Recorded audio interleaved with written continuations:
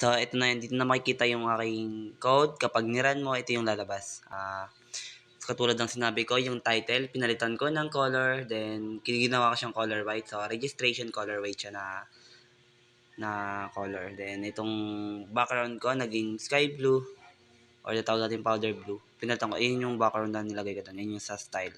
Then, ito yung aking email. Then, username, siguro Raji26 yan. Password. Hidden na lang natin. Kahit ano na yan.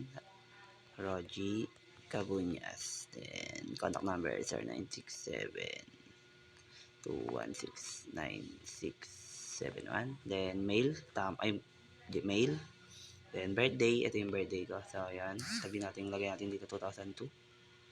So, lagay ko dito June 26. Yan. So, yun yung birthday ko. Then, yung watch, lahat yan. Kaya nilagay ko yung lahat.